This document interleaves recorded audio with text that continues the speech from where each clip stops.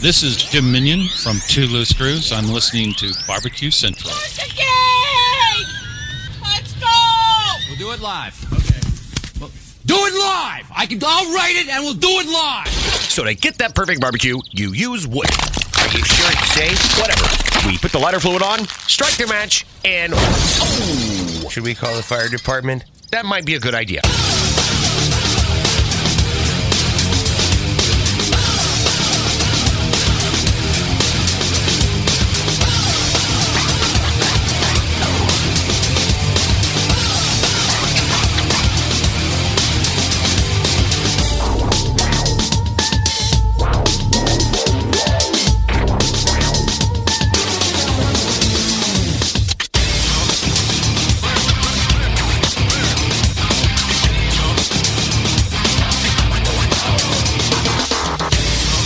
All right, good evening, and welcome to the Really Big Barbecue Central Show.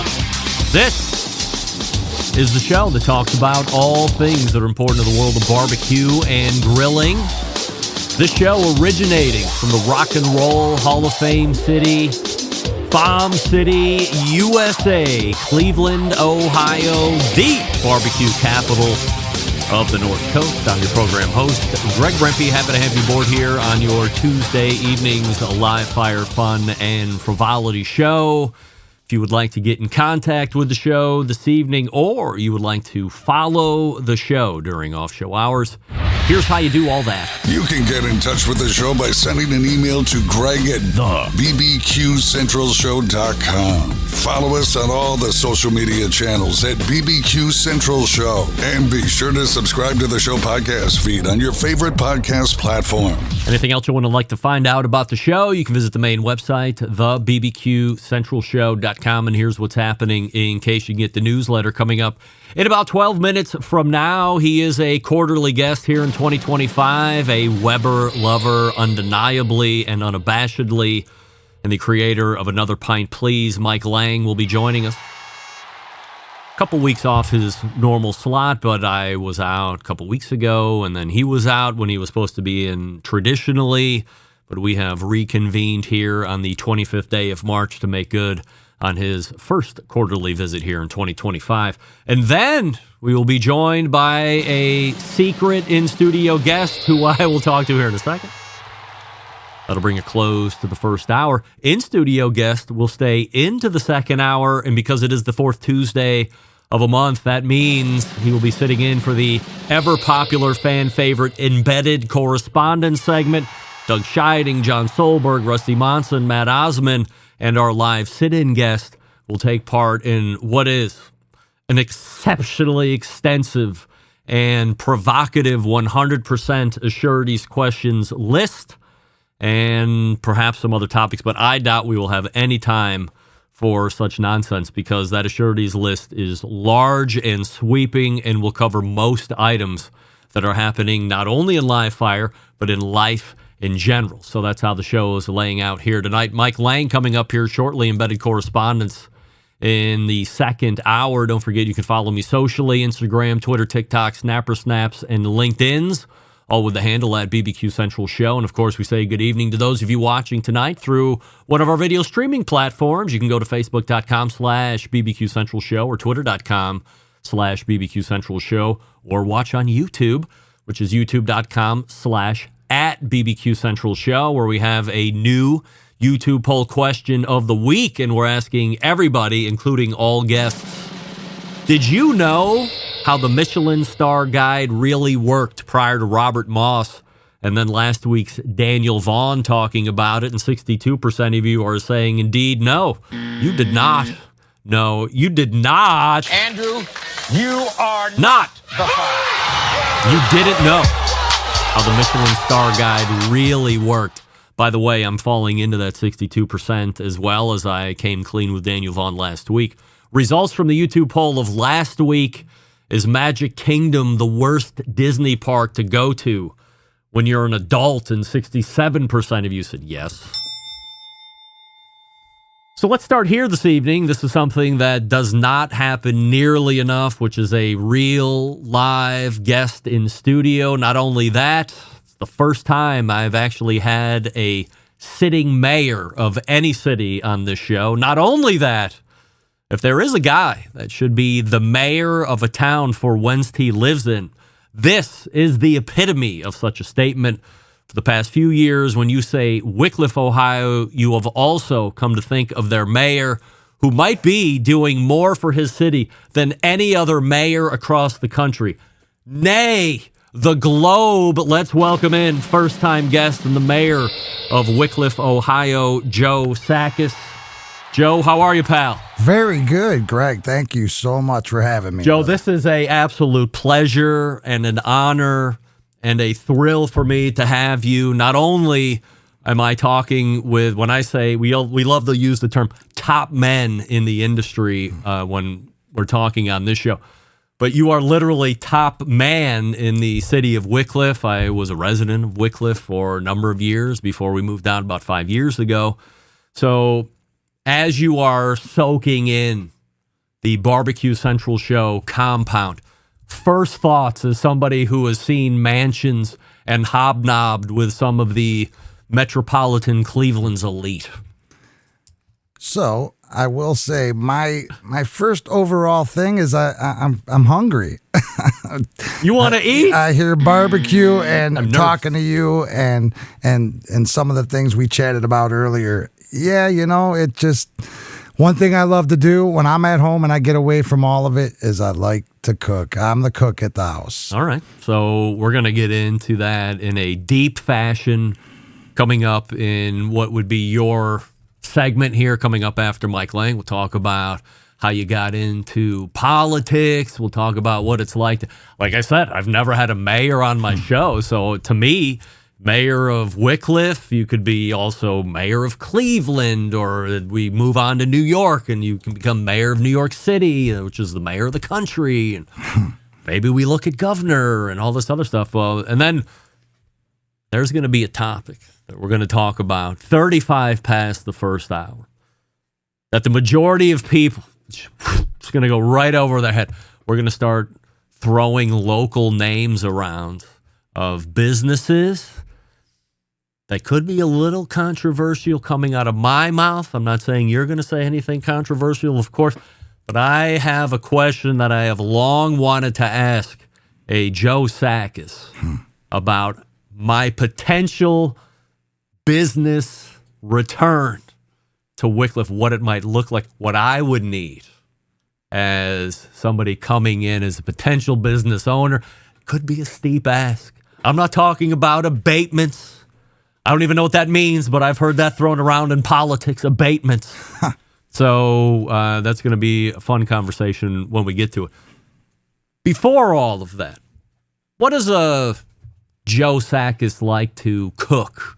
What are your live fire chops looking like these days? Okay, well, first, steaks every week. Every week? I run out of ideas. He's the mayor. And so I live with girls, all girls, and girls who like steak. So that's important. That's good. It's easy. And, some people cook steaks different. I do it a certain way. But steaks, smash burgers, red meat, right? Big red meat. Big red meat, Yep. people.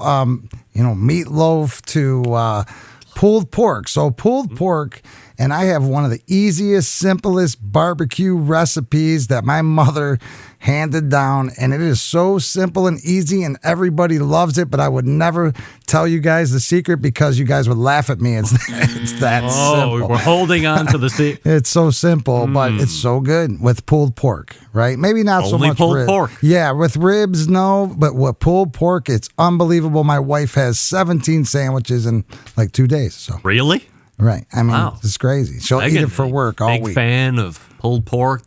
She takes them cold to work, like she does a reheat, or she's a cold sandwich. Reheater, Greg. Yeah, I'm a cold guy. I'm a cold pizza. Cold. I like things cold. Of course. She's a reheater. I get pizza solely to maybe have 1 to 2 pieces, maybe 6. And then into the refrigerator it goes because I want it the next day. And I want it the day after that.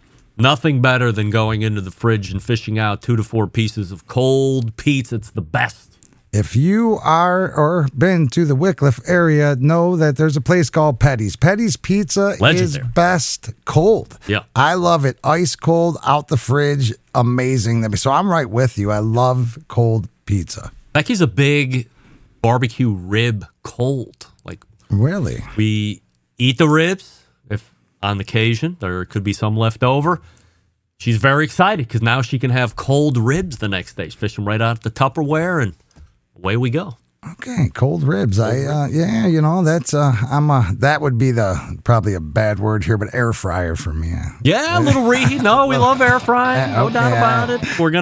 Maybe we'll talk to our guest who's coming up here in just a moment, and we'll see what he thinks about potentially reheating ribs in the air fryer. I think he might be down for it. He might say use a grill or something. Who knows with this Mike Lang? You know Mike Lang? I do not know. Right, you're going to meet him next segment. He's a hoot. All right. So this is Joe Sakis sitting in for the duration of the show here this evening. And before we get to Mike, I'll talk to you quickly about Pits and Spits. Gang, if you're serious about your grilling game, then you need to check out the latest from Pits and Spits. They've just launched 2 game-changing products that will take your outdoor cooking game to the next level. Let's kick things off with the Pits and Spits griddle. The gas griddle combines the power of a traditional grill with the versatility of a flat-top griddle, engineered with precision, crafted from top-quality materials. The versatile griddle is set to revolutionize your outdoor cooking experience. Constructed of 304 marine-grade stainless steel, a fully welded design, the griddle comes with 4 burners to accurately manage your heat zones. Gets blistering hot with 80,000 BTUs and made with that Pits and Spits signature quality. Now, for those of you building your ultimate outdoor kitchen, you have to check out the built-in pellet grill designed for the discerning grill master, perhaps like a Joe Sakis, who demands top-tier performance from all of their grilling appliances. Well, this will be the grill that will surely be the centerpiece of any serious outdoor kitchen, from low and slow smoking to high heat searing. This grill can handle it all: brisket, ribs, pizzas, veggies, you name it, this grill can cook it. And with the Pits and Spits legendary craftsmanship, you can be confident it's built to last with stainless steel construction and a design that's reliable as it is versatile. So if you're ready to take that cooking game to the next level, head on over to the website pitsandspits.com. That's Pits and Spits, all spelled out with the double T on the Pits and Spits /BBQ Central. Use promo code BBQ Central for a free spice pack with orders over $500 or more. We're back with Mike Lang and sit-in guest Joe Sakis. Stick around, be right back. You're listening to the Barbecue Central Show.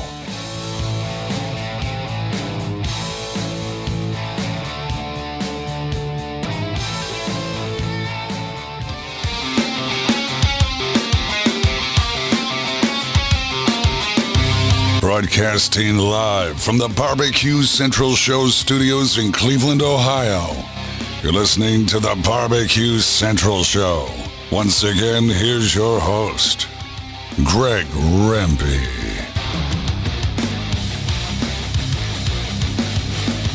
All right, welcome back. This portion of the show being brought to you by Fireboard, makers of Fireboard 2, Fireboard Pro, Fireboard Spark, Fireboard Beacon, and the wireless Fireboard Pulse.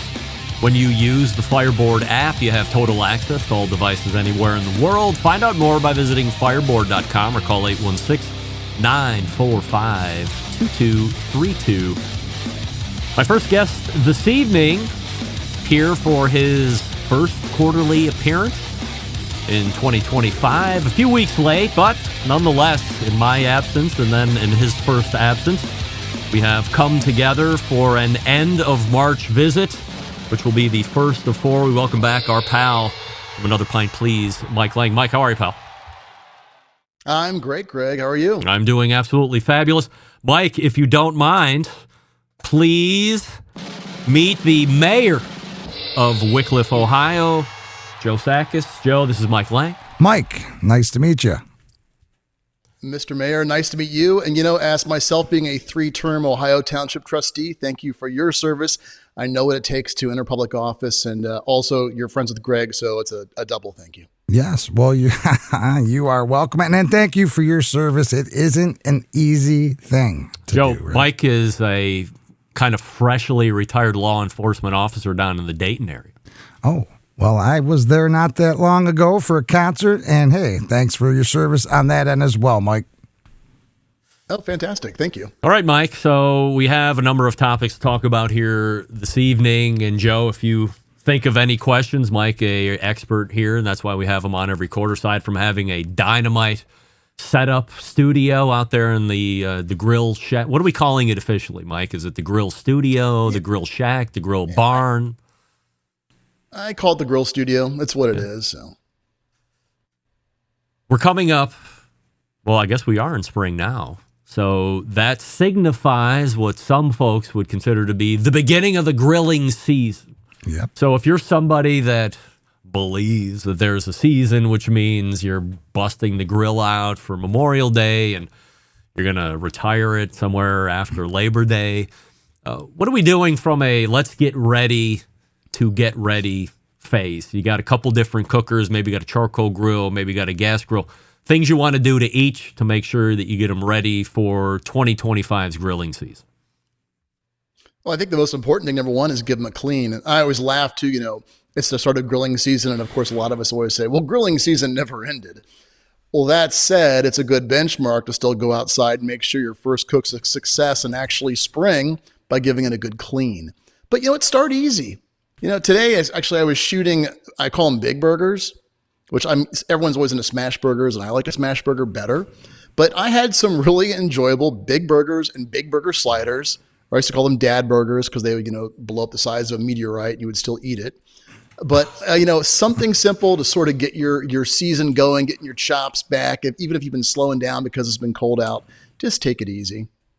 Do we call those tavern burgers?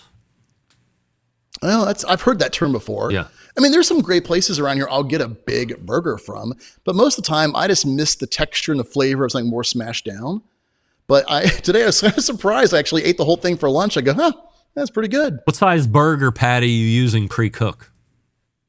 It was a half pound. Really? Yeah, it was huge. I made it myself. You a grinder? So I do sometimes, but not always. You have a big grinder, or you have like the KitchenAid attachment? No, I've got the KitchenAid one, so it kind of limits me. Joe, you have a meat grinder? No, I buy the pound from Sweetberry. Yes. A fine Wickliffe grocery establishment. Way to plug it in. Good job, Joe. I never grind. That's something to think about for the future. You're a big smash burger guy, though, right? I'm a smash burger guy, but I can do a big burger every now and again. There's some places, but when I'm cooking them, it's easier to take my smasher. I can't think. What's the name? What is that? I call it the smasher. Yeah, the smasher. I can't. Press. Yeah, the press. Yeah. I got a press from Amish land, and thing serves me right. Did you know George? You know George Motes, right, Mike? The burger scholar. Yes. He sells this thing called the Smashula. $250. It's called put some muscle to a spatula. Mayor, how many Smashulas can the city of Wickliffe afford? I'm saying 0. That's ridiculous. But Right. Every time I go to buy one, it's sold out, though. So he's done a pretty good job marketing that, I would say. So it's always sold out, no matter what. All right, so get your grills clean, number one. If somebody's coming to you, Mike, and saying, this is the year that I'm tossing the thing that I should be cleaning, I'm going to go for an upgrade, what should I buy? Like, how are you consulting with people, or what advice are you giving to them to steer them in the right direction on a new purchase? I always tell them get a kettle. Because sometimes people get sticker shock over a large gasser. I get it. And even a pellet smoker is not necessarily cheap. But I'm like, if you get past that, fear of having to light charcoal and tend the fire, it is honestly so easy with a covered cooker like a Weber kettle. That's what I always say to get. The price is right. It's going to last forever. If you take care of it, it's going to give you so much satisfaction, and you can do anything on it. That's the amazing part about it. Give us the down and dirty, no pun intended, on lighting charcoal, helping us get over the fear. I do think there's a lot of people that think, I would use a charcoal grill more, but there is all this run up and time consumed prior to even getting the meat on the grill that I don't want to invest during the week, especially. I'm one of those, by the way. So help Joe, Mike. Right.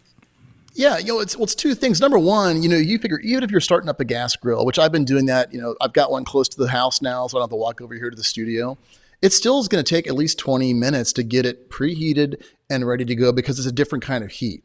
Versus you can spend 20 minutes in getting a charcoal kettle going and be ready to rock and roll once you drop those coals and give that grate a pre-cook. So to get it going, all you really need is a charcoal chimney. And that's going to be a device that's going to help move air underneath the flame up into the briquettes to start them quickly and efficiently. And then also some sort of starter cube or a lighter cube to get that fire going right away. And, it's always funny. I use those Weber wax lighter cubes. And whenever we do a video for Weber, it's always like, what are those marshmallows you're burning? I'm like, no, it's a starter cube. It's wax. It leaves no odor. It's not lighter fluid. They light instantaneously. Then they're gone. They work great. And literally in 20 minutes, that thing can be up and going.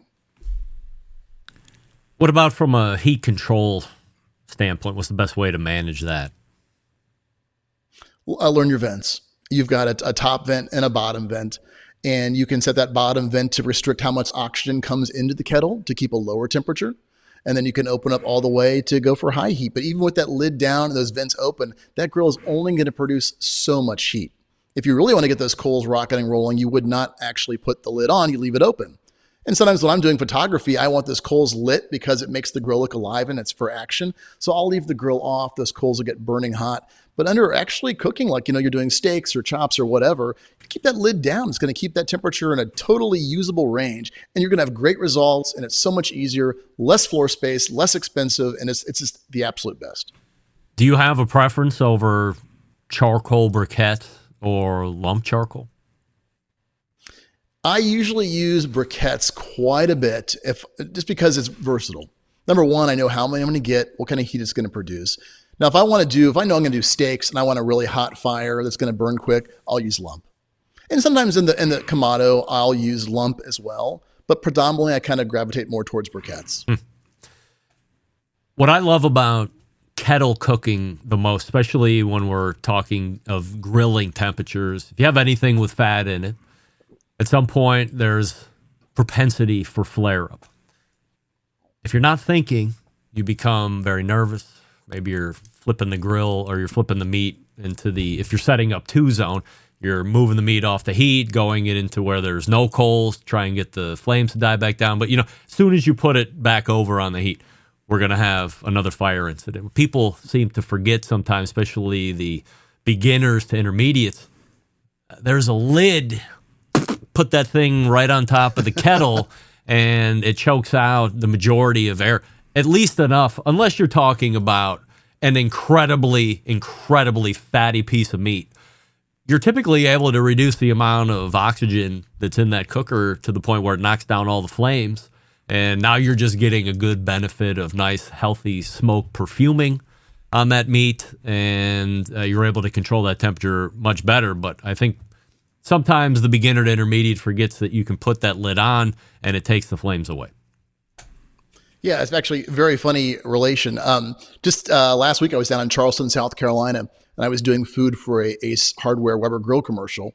And one of the scenes was going to be for the 26-inch Weber kettle, which was loaded with these huge, awesome 2-inch thick ribeyes. But of course, we're filming this, so the lid's open, and those things are dripping fat. And the talent, which was an Ace employee, she was so wonderful, but she was dying because that thing is just lit up, and they're looking for reaction shots, not necessarily food on the grate shots. But once they said cut, I'm like, put that lid down. It's going to kill the smoke a little bit and make everyone live a little bit longer. Beautiful aesthetics, but oh my gosh, yeah, that lid is definitely your friend.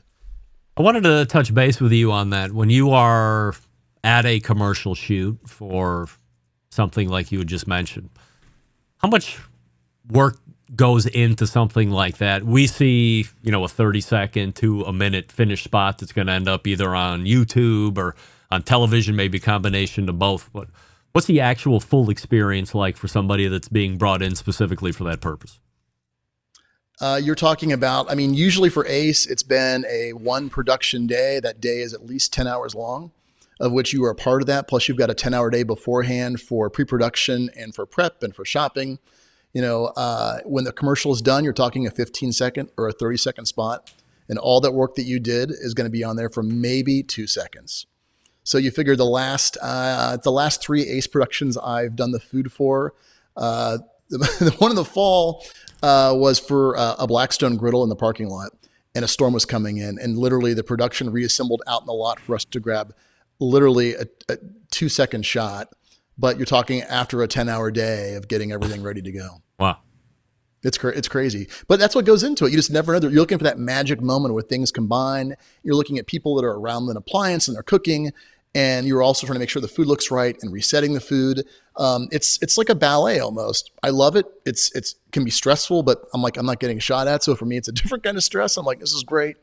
But it's truly amazing how much work and talent that people put into those things for what a small output that there is. How many production people and cameras and nonsense are all going on for a 10-hour day? Last shoot was easily 25 to 30 people.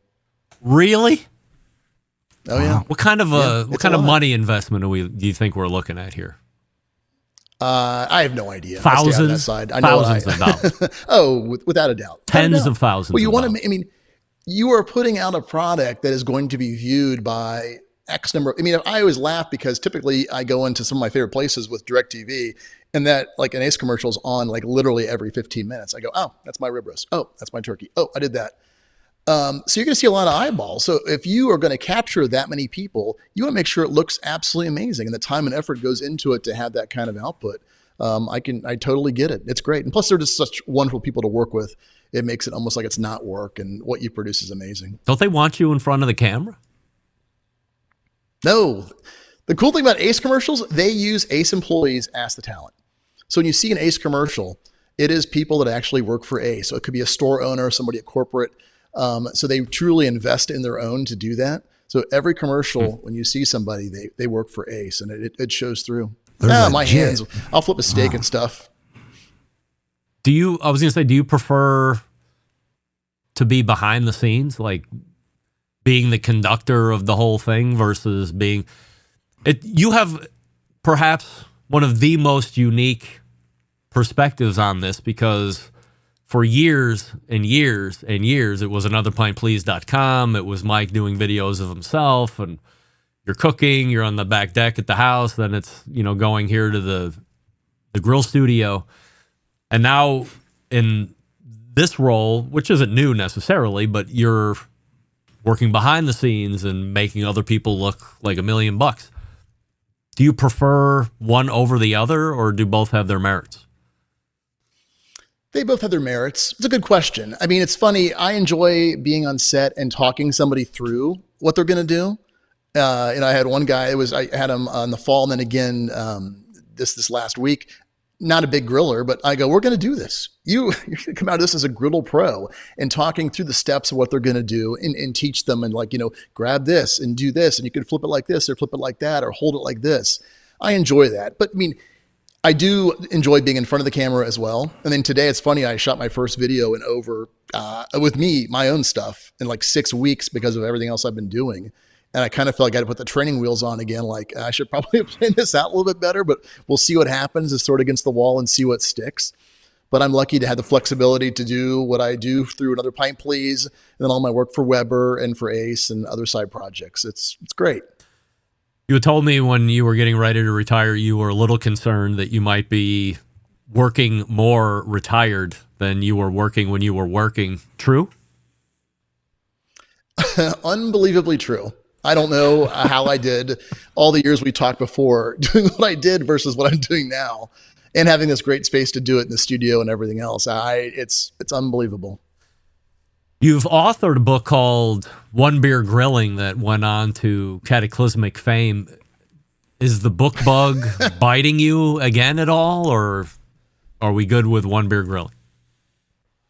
Well, you were too kind, number one. Number two, yes. Actually, I will say we will tease the fact that a big announcement will be coming at the end of next month. All right. But a book has been written. A book has been photographed. We'll talk about it. I look forward to talking about it when I can talk about it. Yeah. It's very exciting what the topic is. It's not a Mike Lang book per se, but it certainly is a Mike Lang book because he wrote it and photographed it.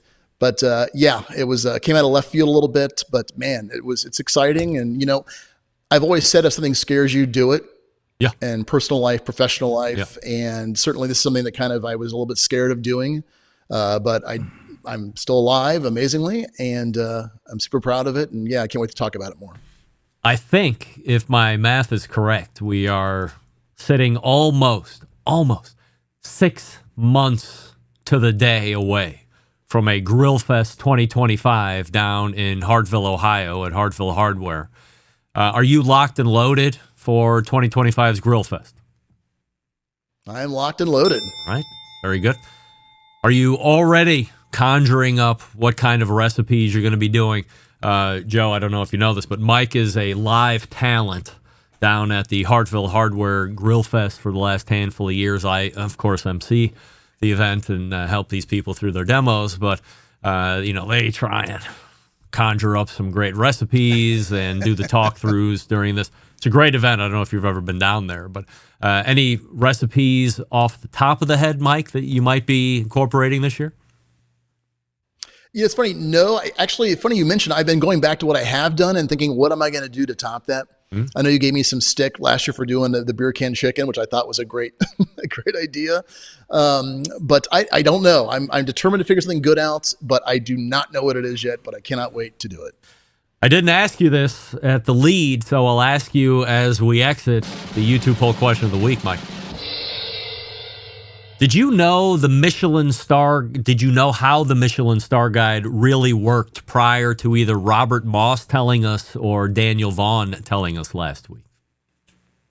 No, I did not. I was shocked. 80% of the YouTube voting public saying they did not know, even though Daniel Vaughn insulted me in the highest order last week, saying, when people like you. I mean, who says that? To the host of a show that has you on quarterly, and I have him on under protest 4 times a year. But to sit there and tell me when people like you find out, I had no idea. In fact, I'm going to be asking the mayor about this next segment. So, Joe, hold on to your hat for this, what could be very controversial segment on Michelin Star Guides and how it might relate to Wickliffe. Mike, anything else going on before I let you go tonight? No, those are the high points, Greg. As always, it's so good to hook up with you, Mr. Mayor. Pleasure by all means to be in your company. And things are good. It's going to be a crazy year. I'm excited. I can't wait for Hartville, Greg. It's good. Things are going. All right, Mike, we'll see you in 3 months. Mike, nice talking with you, brother. It's Mike Lang. Well, right you guys there. take care. Yep. AnotherPintPlease.com is his website. There's the shot I'm looking for, me and Joe right there. I meant to turn the monitor over so you could see a little bit there. Maybe I don't know I'll what get it over. That's all right. I mean, you look handsome. I mean, how much more do you need, right? I mean, you're a guy that is in his professional. 50s. We're all in our 50s. We're all friends around here in our 50s these days. All right. So that was Mike Lang. Once again, he is at AnotherPintPlease.com. On the websites and on Instagram, he is also at Another Pint Please. So if you're not following him, give him a follow and visit the website. And you can check him out here every 3rd month. So we will see him again at the end of June, where we'll be able to talk more about that new book that he's talking about. Very coy. I'm always a month away from somebody being able to tell me some great news. It always happens. Nobody's ever coming on the show to break news. Rarely. All right, Joe Sakis is going to be sitting right here and talking to us in just a minute. Before we get to him, I will talk about the Primo Grill. What do we love about ceramic cookers in general? Well, we love that they're fuel efficient. We love that you can achieve low and slow temperatures for traditional barbecue meats. We love that you can get rip-roaring hot for the high-temperature grilling of steaks and other thin cuts. But what's missing in the everyday lineup of ceramic cookers? The real ability to do true 2-zone cooking. 2-zone cooking is very important to both professional and backyard cooks alike. The best way to manage a fire and cook with confidence. However, getting a 2-zone fire in a round ceramic cooker is not very realistic. Why? Because it's round. Enter Primo Grill and their game-changing oval design. The shape gives you the ability to execute that 2-zone setup that you desire, also giving you other ceramic grill benefits as well. And when you break it down, there's more than 60 different ways to cook on the Primo. So you're only limited by your culinary imagination. All the goodies that you want from an accessory standpoint, pizza grill accessory, Primo Grill rotisserie accessory, and a whole bunch of other stuff in between. The bottom line is this: Best ceramics in the biz, patented technology, true to zone cooking capabilities, and multiple sizes of ovals only sold through dealers. So go to primogrill.com, find a dealer near you, and then let the fun go on from there. Follow them on Facebook and Instagram. It's primogrill.com. We're back with the mayor of Wickliffe, Ohio, right after this. Stick around. Be right back. You're listening to the Barbecue Central Show.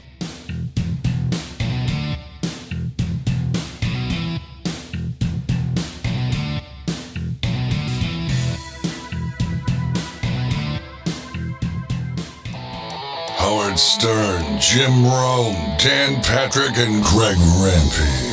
The Mountain Rushmore of talk show entertainment. Now, let's get back to the Barbecue Central Show.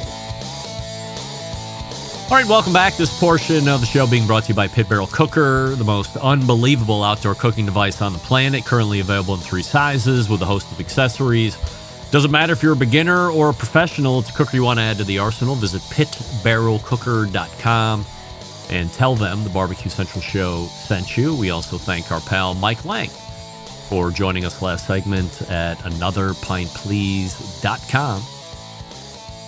All right, this is the mayoral segment of the show, first ever mayoral segment of the show. Joe Sack is joining us here from the great city of Wickliffe, Ohio. Joe, prior to the political stuff, what's the background on a Joe Sack? Because I don't know if I've ever known the full background of where Joe came from. All right. Well, I'll tell you in a nutshell here first. You know, I was a guy, had a bunch of different jobs, worked at restaurants, worked at bars.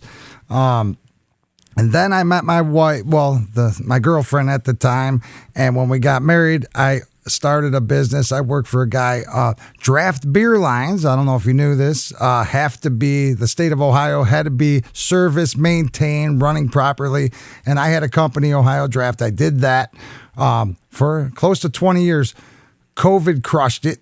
COVID really took. I had a lot of hotel accounts, and those got wiped away. But everything, and also in 2011, my niece asked me to. I'm a music guy, right? I used to play in bands, sing, all that stuff.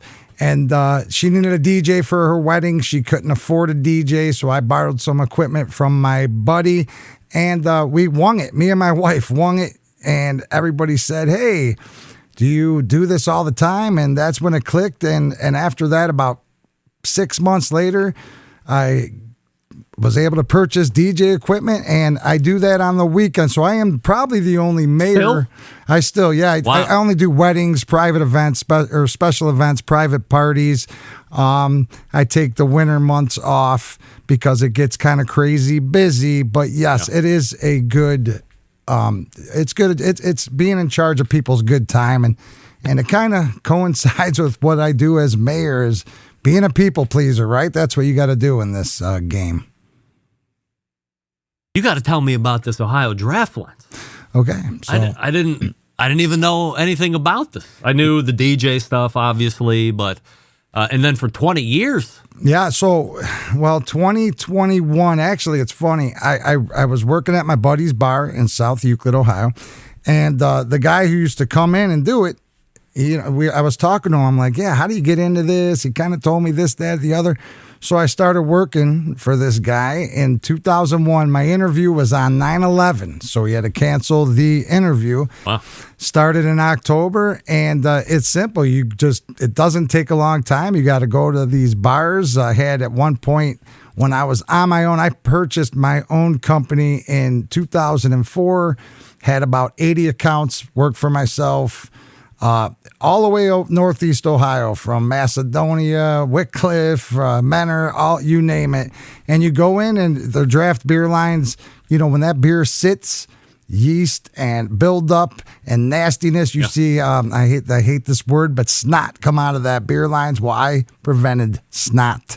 Wow. Coming out of beer lines. And it's good. And you meet people, and you're in a different location. It's not monotonous. And it was just something that I did. But then there's a company, I will not say their name, came out with an electric beer line cleaning system. Uh-oh. And they also clean pop, or they provide pop lines, soda lines. So they end up wiped the small business guy, but I still hung on there. Not a lot of people trust people behind their bars, right? So a lot stayed with me. But man, once COVID hit, that crushed a lot of places. Yeah. But it actually worked out. That's when I was on council.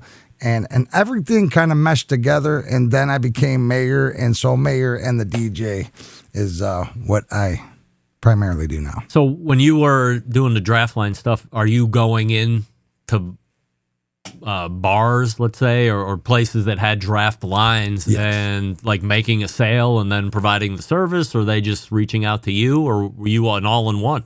No, so they existing draft lines. I didn't install them. Yeah, I would go in and word of mouth. I really didn't advertise because I purchased a company from a guy who was in the business for like 40 years, right? Yeah. And word of mouth, and then you wouldn't believe when you meet the Budweiser guy or the towel guy, hey, give me your card, kind of spawns from there. But you just go in there, you check their lines, and the liquor control used to be real tight, right? They would check your sheet. You got to sign a sheet, right? And they got to make sure you're cleaning your lines. A lot of places didn't. They would sign that sheet themselves because it's depending on how, it's $5 a line, right? So some places it could get costly. Yeah. So some people would not clean their lines or didn't even know to until that health board shows up or liquor control. So a lot of people do. So rest assured that most people in this town do have good, clean draft beer lines, because believe me, I've had bad drafts before. Well, you scared the shit out of me because you said that snot could come out of those draft lines. So I've always been a huge fan of draft beer, but perhaps it's only going to be the can or the bottle for me. Or I want to see that beer coming out. Yeah, I will not no drink snot. draft. I don't want to see any snot coming out of those lines. After what I've seen in some draft beer, I do not. I will not drink draft. You notice some people will say you get buzzed quicker on a draft beer. Yeah, a lot of people love draft beer. Now you know why. Summer shandy on draft. Yeah, because you're drinking snot, you dummies. Oh, the beer companies. Born and raised. Cleveland guy, Wickliffe guy? Yeah, I was born right down the street, Lake West Hospital there in 1972. My family, Wickliffe, my grandparents, they came here 1921. Wow. So I'm fourth generation. It's Wickliffe's my whole life. When me and my wife decided to, raise our family, stay here, we started seeing some of the decline. You'd always hear, things are going bad. Things are going. We lost a big company back in like 2017. And that's when you see all this negative stuff on social media. Everybody, if you're not, you could be part of the problem or part of the solution. Yep. And me and my wife had to talk about it. And that's when I decided to run for city council. But when I was on city council, we had kind of a rogue mayor. And there was a lot of friction. If you don't have a mayor and a council that are flowing together, then it's just going to be a lot of headbutting. Not everybody's going to agree. Absolutely. But if you guys have the same goals, the same mentality, then you could get a lot further. So I knew that being the mayor, I could get a lot more done that I wanted to do when I was a councilman. When you decide...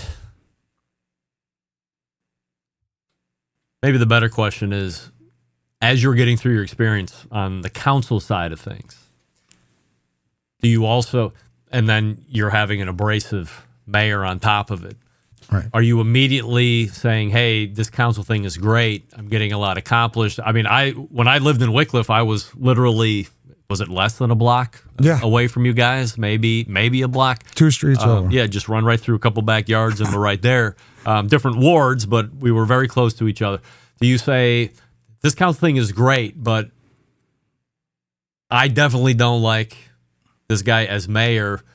Not only that, I believe I could do a much better job as mayor. What kind of a conversation do you have with your wife, Megan, on going from this level to now the highest level of politics in the city? Well, it was simple as this.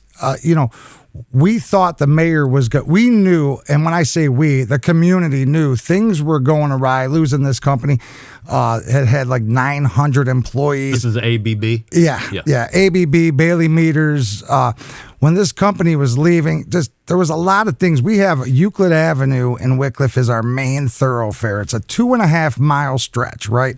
And you just saw a lot of vacant buildings, a lot of, it just looked tired and drab.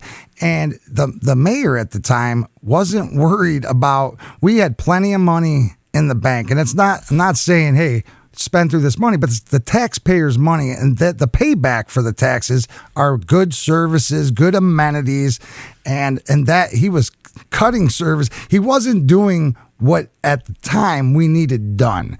And so that's when, me and my wife spoke, and I said, listen, I think we'll be a lot more successful. I know, what the people want. I know what we want as residents. And so that's, led me to the charge. And I think it was a pretty big victory, 80% in state of Ohio when I ran against them. And so when, getting elected and then being the mayor are two different things, because now you got to put up or shut up. And so and here's just something I just want to mention. Wickliffe is a very rare city. Most cities, our council have unlimited term limits. In the city of Wickliffe, it gets presidential terms. You only get 2 terms, 8 years. Every other city around us is unlimited terms, mayor. And so then I knew that, and that's good, but you have some mayors need 6-7 years just to get going. Yeah. But I didn't. I hit the gate running. I want to make an impact, and I want to make my family proud, the people proud, because there's a lot to do. But when I'm done, I want to be able to look back and say, hey, this is what I accomplished. How much do you follow social media?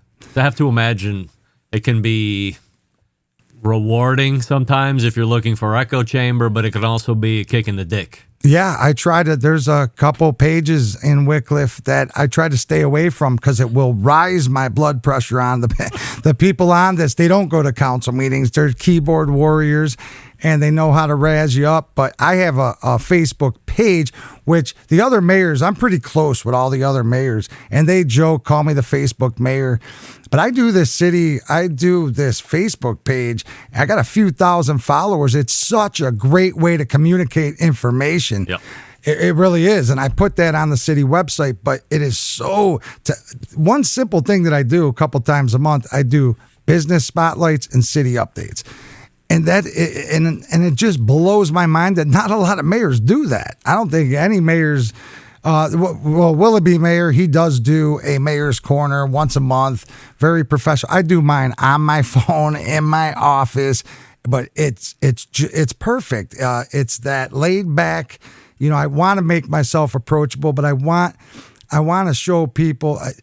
That's the thing. People think that, politicians are sneaky, and by doing this and keep them in the loop, even if it's bad news, they're getting the news. So that goes a long way. And I say it's been successful, and that's one of the best parts of the job, and is doing those videos or updates. You going to do it again? So this year is my 4th year of my first term. As of right now, I am running unopposed. The election is in November. I just had a couple signings you have to get a certain amount of signatures to get on the ballot. And I got plenty of signatures, but I went to a couple businesses and told people on my social media site, hey, come if you want to sign my petition. And it was a good thing to do because people could come in, you could talk to some of the people you haven't met, and if they have complaints or they want to give you compliments, it's just it's nice rather than going house to house to house for signature. It was good to have these people come to businesses in the city. It was nice. Did that the last couple of weeks. So if you're unopposed at this point, you can't imagine that somebody's going to pop up. I would. You never know. They have till July. My thing is, hey, if it ain't broke, why fix it? I'm going to finish what I started. There's so much happening. The first 2 years, the first year, I should say, is like cleaning things up, getting things locked down. But then the last 2 years was getting all the dominoes in a row. And now Euclid Avenue, if you're from the Northeast, this region, Lake County. You drive down Euclid Avenue in Wickliffe, and so much is happening. And it's just nice to see that the payoff, because people would say, so many people, and that's what drives me, is the negative people. You know, that building should have been torn down. Euclid Avenue is never. They're not going to build $500,000 houses in the middle of town. They're doing it. Yeah. Pretty well-known developers actually invested in the land. So when that kind of stuff happens and you beat the odds, or that's the rewarding part of it. I mean, there's some times where I have some days. You know, here's Monday mornings when you come in and listen. When I go into the office on Mondays and I listen to voicemails from the weekend, oh my Lord, I'd love to play some of those on. But that's part of the job. You're like, oh, why am I doing this? But the rewarding part, really makes up for it. The last 6 or 7 months, especially the last small handful of Joe Sackis updates through Facebook. There was one that you did recently where you're like racing around all of Wickliffe and saying, hey, remember how this was a vacant lot? Here's what's going to be happening here. Here's where we plowed down the middle school and the elementary school. This is where these $500,000 homes are going to be going up. Here's a new senior living apartment complex, but I'm probably going to move into in 10 years when I sell this place and move back, get rid of kids, and move in there. And then you did something with this huge bowling alley and the McDonald's. Like, nobody understands what I'm saying here because we're all over the country. But to understand what Joe has been able to accomplish just on that alone, which is like very close to accessing 90 in either direction, and just before you would get into a different city, Euclid, that had laid dormant, and who the hell knows what was even going on in there. But you were able to secure a business to come in to the bowling alley. That's and then big. that McDonald's thing with the sign and the fiasco Deed of agreement. paperwork. And Right. somehow you're able to knock that out. And just on that alone, re-election should be a drop in the bucket. Yeah, I don't And- like to count my chickens. Yeah. Right. So people are like, oh, you're a shoe. I never think. I always act like I'm going to lose because it keeps me on top I of my can't game. tell you who can do what you're doing right now. And with the passion, I don't know anybody that loves Wickliffe, maybe short of Ed Levant, who we love in Ward 4. It's our council president. I don't know anybody that loves Wickliffe more than Joe Sachs. Like, you love the city, and it shows. And I don't live there anymore. I just love following you and seeing what you're doing with the city, what you're able to accomplish, because I go into the city many times. Our daughters are very good friends. Right. I spend a lot of money in that city. So to see it go from like mediocre to once again Wickliffe City on the rise and a desirable place to go, I think it speaks volumes to what you've been able to accomplish here over the last couple of years. And through the first 2 years of getting it set, but then really putting rubber to the road those last 2 years. I think you get in that next 4 years and Wickliffe is going to be a diamond. Well, that's the thing. I want, every 8 years you start over, right? But I want it set so that it's easy for the next mayor. It was said back in 1999, 2000, our team was in the playoffs for football, and a guy said it, and it stuck with me. It said, Wickliffe, if you blink, it's a city surrounded by 3 freeways with nothing but heart in the middle.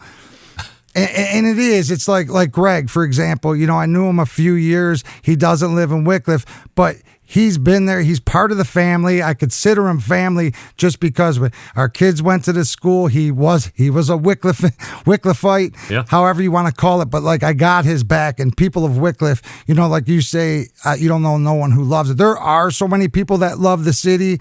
It's just that I wanna do something about it, and have these people's back and let them know I'm fighting for them. There's a lot of things that come at you, but I'm the guy that's gonna fight for them. All right, now we're going to get controversial. Yep, let's do it. Are there any barbecue restaurants in Wickliffe? So no, at the present time, Can I make a pitch? Yeah, Yeah, so you know about that News Herald. The News Herald reached out to us mayors and said, do you have anybody that you have a barbecue restaurant that you want to highlight in the News Herald? That's our local paper. And we don't have a barbecue restaurant, but I immediately thought of Greg. I said, hey, we got a guy who lives in Willoughby, but he used to live in Wickliffe. He runs this awesome podcast, Barbecue Central, and she couldn't wait to do a story on him. So, Great one. So if you came, you're an upstanding. We like good people, right? We like people who open businesses who are good people. I got your back. I might even come in and volunteer a couple hours a week. I have to make a couple requests. Yes, sir. This is where it gets really sketchy. No abatements. I'm kidding. No abatements. I still don't know what it means. 15 minutes later. It took me a couple years. Right? The best place that I see in Wickliffe to make a barbecue business that I envision being successful work happens to be at a location that is currently in business. It's a location that many consider to be a jewel of the city. But it's the only location that will work for me and what I think would be successful. What do you think the chances are that you and I can kick Jerry's Dairy Pride out and bring the Barbecue Central Show restaurant into town? Well, that's a yes. I think I heard a yes. No, I want you at the Sandbar. You familiar with the Sandbar? It's that. It looks like it's that building, Stonehenge, we call it. It's next to the drive-through beverage. For those of you that don't know, this is his building. 20 years been empty, but it looks beautiful. The guy who owns it, he saves his money. He makes it. Does the concrete, the brickwork, but he's just trying to make it perfect, waiting for the right tenant. And when you said that, I could see your barbecue smoking and cooking and coming out of there. And we don't have to kick Jerry out. Jerry's been there for 60 plus years. But he wants to boot an ice cream guy. But I need that guy to get out of there because that's the best place for me to do barbecue. I could have some smokers in the back or do a little some kind of renovation in the back. And then people just walk up to the window. I push the food out.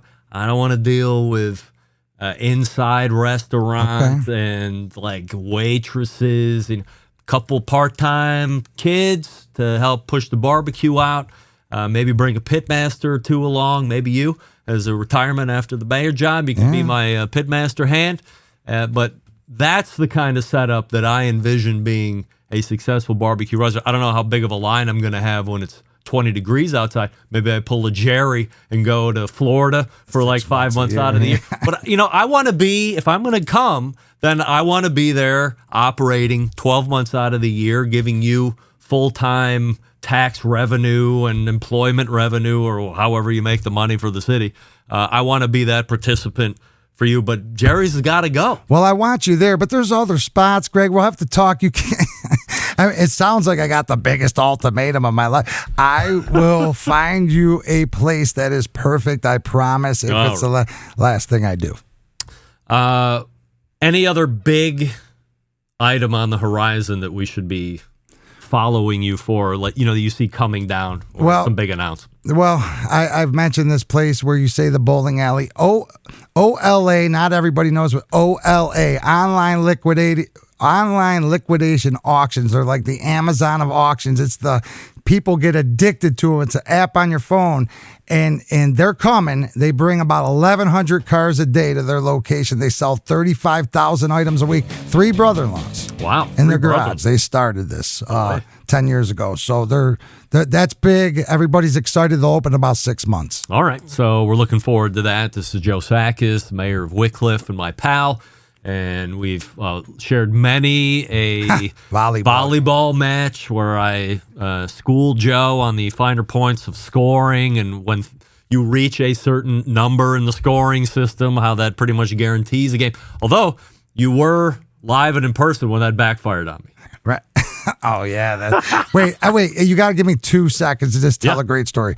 All right, when I about the first couple years of knowing Greg, and I told him, this just really stuck with me. So I know it was a joke, but we were waiting. It was our 8th grade. Our kids are graduated now, but it was their 8th grade celebration. We were standing there, and that's when I decided to run for council. And I told Greg, and we were talking about it real quick, and Greg goes, and this is the sense of humor I love. He goes, "Do you got an opponent?" And I said, "Yeah, it's this guy. I'm running against him." And Greg looks at me and goes, "Should we kill him?" And at that time, I needed to hear that. That was just so funny. And then all of a sudden, the kids come out of school, and I'm like, "Yes, Greg, let's do that." Yeah. So just the great guy. And Greg, thank you seriously for having me and speaking those kind words of me. No doubt. This is Joe Sakis, and we're going to go ahead and get ready to close this first hour. We're a little over, but conversation well worth it, no doubt about it. So stick around, and we will be right back.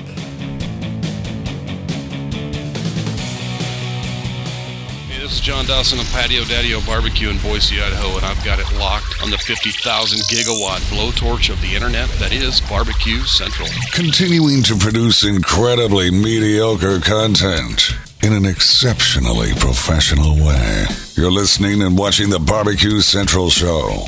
Once again, here's your host, Greg Rempe. And we are back. Going to be tightening it up here. We thank Joe Sakis for his in-studio segment. He'll be joining us in the second hour as we get ready for the 100% Assurity questions. If you've missed the first hour, don't worry, we're recording. Podcast will show up next day, or as we call it, Wednesday. If you are going to be tuning in late to the second hour, or you're leaving after this first hour, I don't suggest you do that, by the way. Then the second hour's podcast will be up on Thursday. We'll talk about all that here in the next segment. So stick around. You're listening and watching the Barbecue Central Show. We'll be right back.